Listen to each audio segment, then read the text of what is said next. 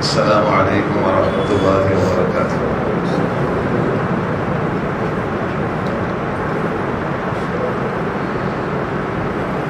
الحمد للہ وحدہ والصلاة والسلام علی من لا نبی بعدہ۔ فاعوذ باللہ من الشیطان الرجیم، بسم اللہ الرحمن الرحیم۔ اقم الصلاة طرفي النہار وزلفا من اللیل ان الحسنات یذهبن السیئات ذلك ذکری للذاکرین۔ صدق اللہ العظیم۔ اللهم صل على محمد وعلى آل محمد كما صليت على إبراهيم وعلى آل إبراهيم إنك حميد مجيد۔ سبحان ربك رب العزة عما يصفون وسلام على المرسلين والحمد لله رب العالمين۔ دوست عزیز بزرگو، اللہ کے خزانے سے استفادے کے لیے کیا اعمال دیے گئے ہیں؟ مولانا یوسف صاحب رحمۃ اللہ علیہ نے اس پر باب باندھا ہے کہ اللہ کے خزانے سے استفادے کے اعمال کیا ہے۔ تین چیزیں ہم نے دیکھی ہماری زندگی میں: درد یعنی بیماریوں کی شکلیں، اور رزق کی تنگیاں، اللہ معاف کر لے، اور تیسرا خوف کے حالات۔ ان تینوں کے حل کے لیے آپ صلی اللہ علیہ وسلم نے اللہ کے خزانے سے ہمیں کیا دیا ہے؟ آج ایک ہی تصور ہے، درد ہے تو دواخانے ہیں، اللہ معاف کر لے رزق کی تنگیاں ہے تو کیا کیا راہیں دیکھو کہ وہاں سے رزق آ جائے۔ اشارتاً کہہ رہا ہوں کہ راہیں دیکھو کہاں سے آ جائے۔ اور تیسرا خوف کا حالت ہے تو دیکھو کون سے حکام کی خوشامد کرنا ہے۔ تینوں جگہ ہمیں کیا دیا ہے؟ حضرت علی رضی اللہ عنہ ایسے شدید بیمار اور ایسے شدید درد میں کہ یہ کہہ رہے تھے اللہ شفا دے دے، شفا مقدر میں نہیں ہے تو میرے بس کا نہیں، اللہ تو مجھے موت دے دے۔ زندگی اس موڑ پر آئے تو اس وقت اللہ کے رسول نے کیا عمل دیا؟ اللہ کے رسول نے جیسے سنا فرمایا علی یہاں بیٹھو، اور آپ صلی اللہ علیہ وسلم نے چادر کا کنارہ حضرت علی پر ڈالا، اور اللہ کے رسول صلی اللہ علیہ وسلم نے 2 رکعت نماز کی نیت باندھی، اور اللہ کے رسول صلی اللہ علیہ وسلم نے سلام پھیرا، اور سلام پھیرنے کے بعد فرمایا علی جس چیز کا میں نے اللہ کے لیے اپنے لیے سوال کیا اس چیز کا سوال آپ کے لیے بھی کیا ہے، لیکن آج تک اللہ نے مانگنے میں مجھے کبھی محروم نہیں کیا۔ جاؤ علی اللہ آپ کو شفا دے دے۔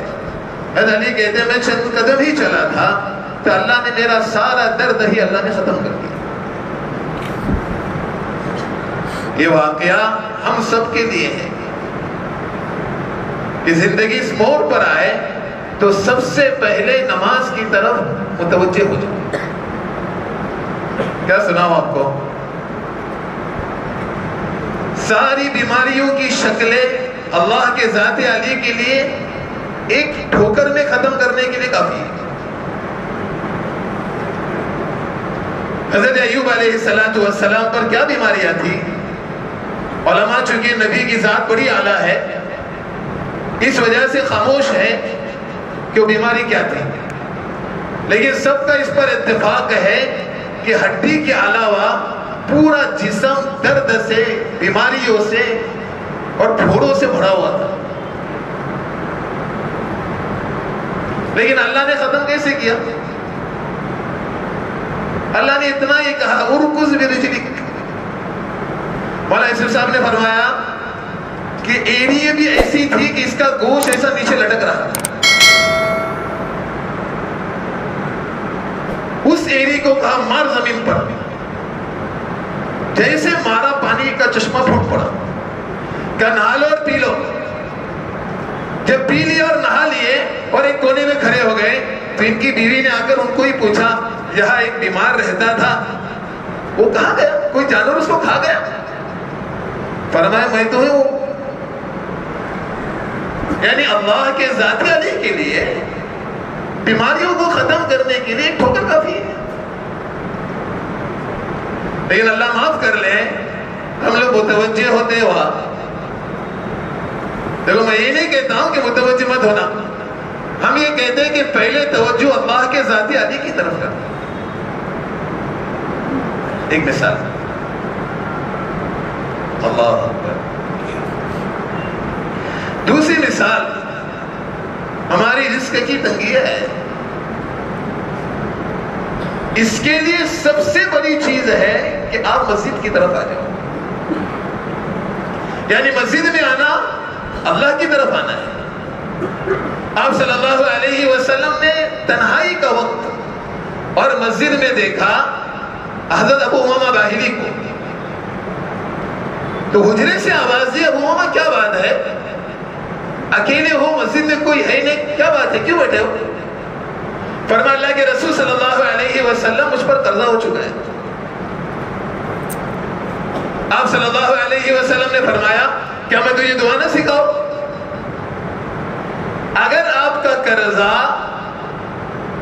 یمن کے اونچے پہاڑوں کے برابر بھی ہو جائے اللہ اس کو ادا کر دے. فرمایا اللہ کے رسول صلی اللہ علیہ وسلم ضرور سکھائیے. اللہ کے رسول نے وہی سے تعلیم دے دی.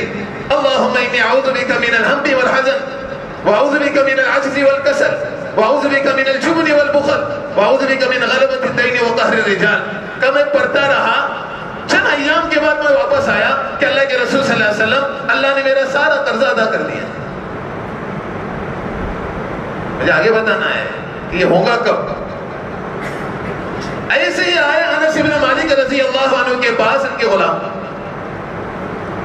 اور کہا کہ گرمی شدید ہے اور باغ سوکھ چکا ہے, ہمارے باغ کو پانی کی ضرورت ہے. انس بن مالک رضی اللہ عنہ اندر آئے اور 2 رکعت نماز کی نیت باندھی. ایک روایت میں کہ 1 مرتبہ پڑھی, دوسری مرتبہ پڑھی, تیسری مرتبہ پڑھی, چوتھی مرتبہ پڑھی. اور غلام کو کہتے باہر کیا آ رہا ہے؟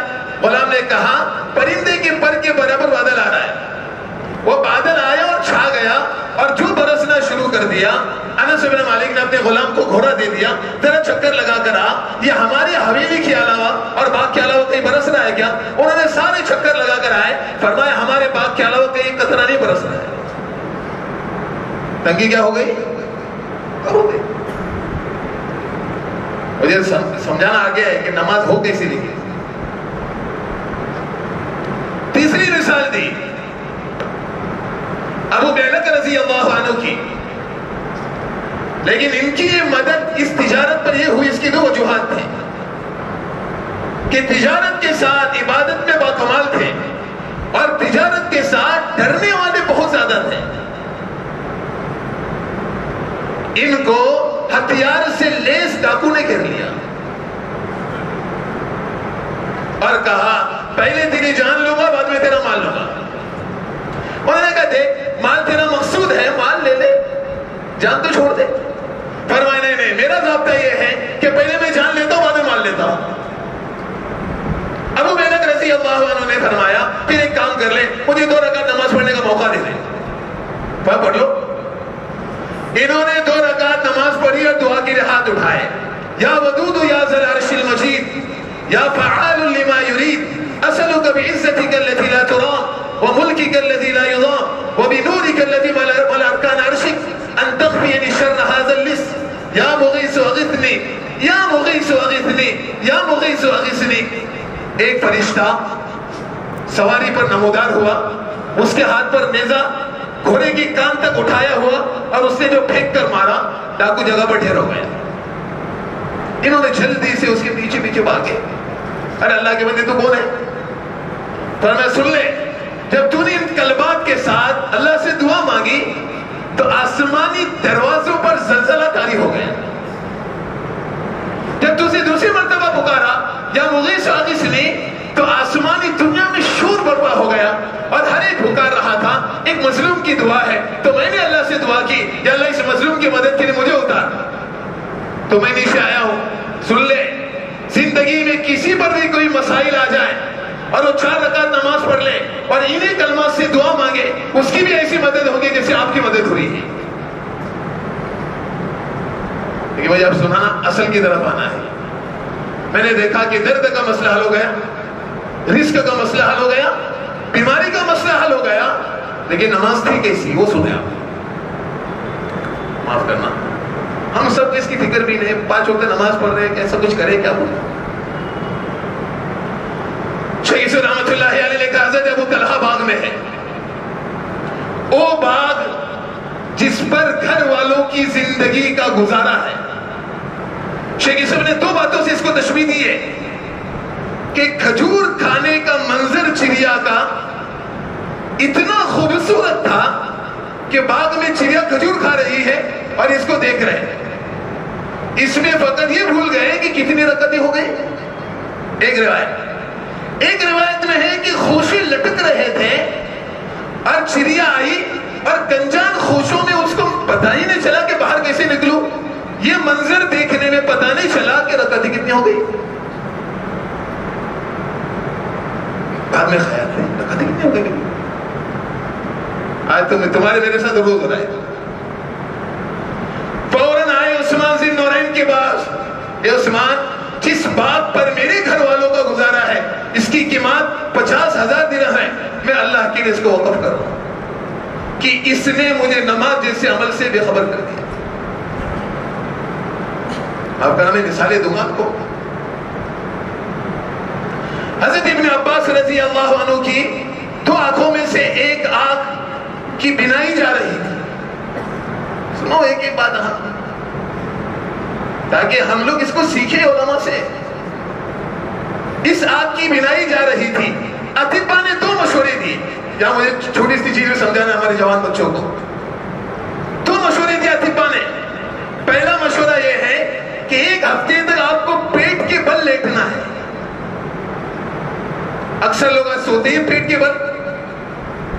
ہے تو صحابہ میں نے 2 باتیں دیکھی کہ اللہ کے رسول نے ابو ذر کو ٹھوکر ماری, وہ پیٹ کے بل لیٹے ہوئے تھے. فرمایا ابو ذر پیٹ کے بل نہ لیٹنا, جہنمی لوگ پیٹ کے بل لیٹیں گے. آج میں دیکھتا ہوں 90% جوان جماعت میں بھی ہم لوگ جاتے تو الٹے سوتے ہیں.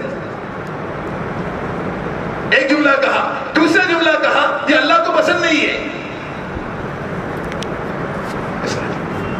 تو اطباء نے پہلا مشورہ دیا آپ کو پیٹ کے بل لیٹنا پڑے گا 1 ہفتے تک. ایک روایت. دوسری روایت یہ تھی کہ آپ کو تختے پر سجدہ کرنا پڑے گا, آپ زمین پر سجدہ نہیں کریں گے.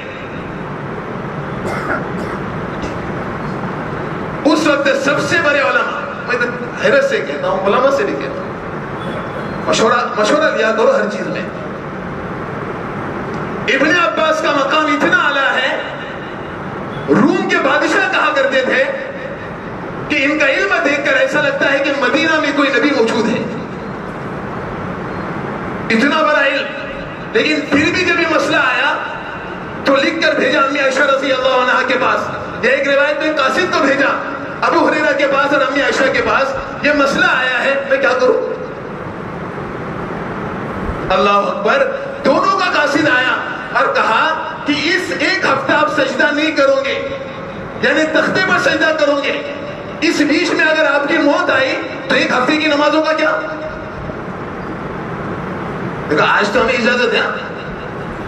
ابن عباس نے بینائی کے جانے پر صبر کیا لیکن تختے پر سجدہ نہیں کیا. یعنی ان کی یہاں ایک سجدے کی یہ قیمت تھی. عجیب بات علماء نے لکھی ہے. پھر دوسری آنکھ سے پانی بہنا شروع ہو گیا. پہلے ہی لوگوں نے کہا دیکھو اب اس کا علاج کرا لو ورنہ اس آنکھ کی بھی بینائی چلی جائے گی. کیا خوبصورت جملہ کہا. تمہیں جانتے ہو اس آنکھ سے آنسو کیوں بہ رہے.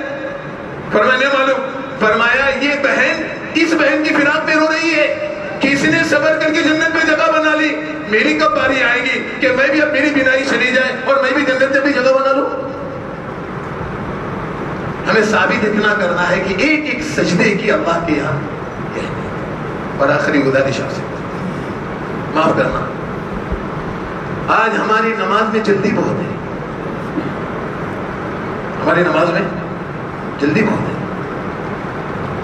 معاف کرنا، ورنہ وہ ہے تو صحابہ دیکھ رہا تھا ابھی، حذیفہ ابن الیمان نے دمشق کی مسجد میں ایک شخص کو جلدی نماز پڑھتے ہوئے دیکھا، تو حذیفہ ابن الیمان نے پہلے روک دیا، بھئی بتا تو کتنے سال سے اسے نماز پڑھ رہا؟ فرمایا 40 سال ہو گئے۔ فرمایا اس حالت میں تیری موت آئی تو محمد صلی اللہ علیہ وسلم کی دین پر موت نہیں ہوگی۔ کیوں؟ میں نے اللہ کے رسول صلی اللہ علیہ وسلم سے سنا ہے کہ جس کی نماز میں جلدی ہوگی فطرت پر اس کی موت نہیں ہوگی۔ معاف کرنا، ہم تو چاہتے ہیں اللہ کرے مساجد کے اندر یہ نظام بنے، مساجد میں ہمارا نظام بنے، علماء کرام بیٹھے اور آنے والوں کو عملی نماز سکھائیں، فرمائے سنت ہے۔ پھر دیکھو انشاءاللہ تعالی ان نمازوں سے اللہ رب العزت ہمارے مسائل کو اللہ حل کرے۔ اللہ تعالیٰ مجھے اور آپ کو عمل کی توفیق نصیب کرے۔ Subscribe now and press the bell icon. Never miss an update.